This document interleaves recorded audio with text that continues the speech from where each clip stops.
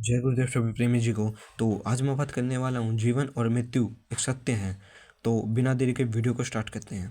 तो जीवन और मृत्यु एक सत्य है, फिर चाहे कोई भी हो, चाहे कोई अमीर हो या गरीब हो, हर किसी को ना तो एक दिन जाना ही पड़ता है। इस मिट्टी रूपी शरीर को एक दिन ना तो एक दिन त्यागना ही पड़ता है। और फिर चाहे कोई भी हो, कोई भी क्यों ना हो, हर किसी को एक दिन ना तो एक दिन जाना पड़ेगा। हम में से कुछ लोग ऐसे हैं जो हर एक पल का महत्व तो समझते हैं, पर भय के कारण बहुत आसानी से विचलित हो जाते हैं। और फिर ऐसे भी लोग हैं जिनका ध्यान कभी इस बात पर नहीं जाता कि वह श्वास ले रहे हैं, कि वह यह महत्वपूर्ण जो उनका जीवन चला रही है ये श्वास को वो ये भी नहीं समझते कि वो ले रहे हैं। ऐसे लोगों ने अपने अस्तित्व के बारे में अपने आप में एक धारणा बना ली है कि जीवन को ऑटो पायलट पर छोड़ दो। जब आपने अपने आप से नाता तोड़ दिया है तो आपने हकीकत से भी नाता तोड़ दिया है। अक्सर लोगों को ध्यान मरने के डर के कारण इस बात पर नहीं जाता कि जीवन अनमोल है। किसी से कहिए कि उनके पास जीवन का सिर्फ एक सप्ताह बचा है तो अचानक उनके लिए हर श्वास का मूल्य बढ़ जाता है। जीवन के उपहार को समझने के लिए संकट की प्रतीक्षा करने की बजाय हमें रोमन बादशाह की सलाह लेनी चाहिए। हर काम को इस प्रकार कीजिए जैसे आपके जीवन का यह आखिरी कार्य हो। अलादीन और उसके चिराग की कहानी तो आपको याद ही होगी।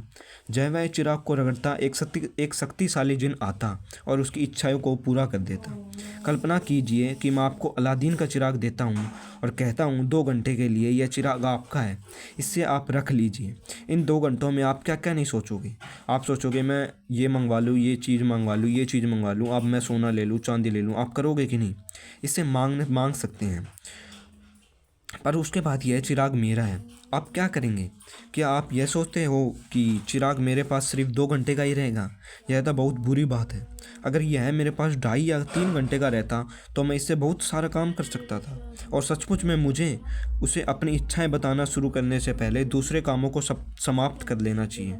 सच कहूँ, चिराग लेने के लिए बहुत अच्छे समय नहीं है। क्या मैं अगले बुधवार को चिराग ले सकता हूँ? आपका जीवन भी वही चिराग है। अपने कीमती समय को बर्बाद करना बंद कीजिए और चिराग को रगड़ना शुरू कर दीजिए। एक के बाद एक अपनी इच्छाएं पूरी कीजिए। जीवन के अवसर को अपनाइए और उस जिन को आप जितना अधिक रगड़ेंगे, जितने लंबे समय तक व्यस्त करेंगे, रखिए। अब मैं आपको एक कहानी के माध्यम से समझाता हूँ। एक बार एक व्यक्ति था जो अपनी आजीविका को पुराने लोहा बेचकर चलाता था। वह इस कार्य को बहुत अच्छी तरह कर रहा था, लेकिन वह बहुत कंजूस था। दरअसल वह इतना कंजूस था कि उसने अपने घर के सारे लोहे बर्तन बेच दिए थे और उनकी जगह पर लकड़ी, पत्थर और कागज़ की बनी हुई चीज़ें रख ली थी। उसके घर में कोई भी ऐसी चीज़ लोहे की नहीं बची थी।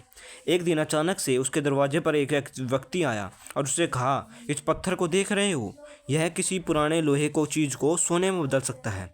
तुम जिस तरह भी इसका प्रयोग करना चाहो कर लो। मैं 1 सप्ताह बाद आऊँगा और इस पत्थर को वापस तुमसे ले जाऊँगा। उसे लोहे के सौदागर को याद आया कि उसने अपने घर का सारा सोना लोहा बेच दिया है और उसे लोहा खरीदना था। तो जैसे ही व्यक्ति वहाँ से गया, उसने बाजार में फ़ोन लगाया और लोहे और सोने का भाव पूछा।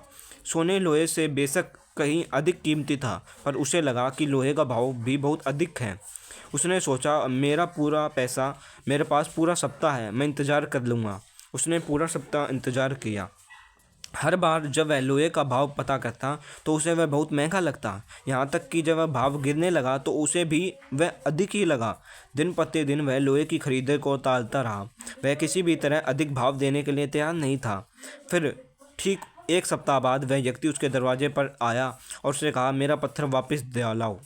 लोहे को सौदागर हैरान रह गया। उसने तो समय का ध्यान ही नहीं किया और 1 सप्ताह निकल गया। जब वह परेशान होकर अपने घर से इधर उधर लोहे खोजने के लिए दौड़ा, वह हर चीज़ तो नहीं उठा सकता था क्योंकि उसके घर में सारी चीज़ें लकड़ी, पत्थर और कागज़ की थी। अचानक व्यक्ति उसके पास आया और उससे पत्थर छीन कर ले गया। ऐसे ही आपका जीवन भी चला जाएगा और आप ऐसे ही इधर उधर घूमते रह जाओगे। जब यमराज के दूत लेन को आवे, कतई नहीं धरे धीर, मार मार के प्राण निकाले भय नैन से नीर। ऐसे ही यमराज एक दिन आएगा और आपको ले जाएगा और आप कहोगे मेरा काम ये तो मेरा काम रह गया, ये भी मेरा काम रह गया। तो अपने समय को बर्बाद करना बंद करो और सही कामों में अपना काम लगाओ। अगर आपको ये वीडियो पसंद आई तो भाई लाइक कर दो, सब्सक्राइब कर दो। जय गुरुदेव।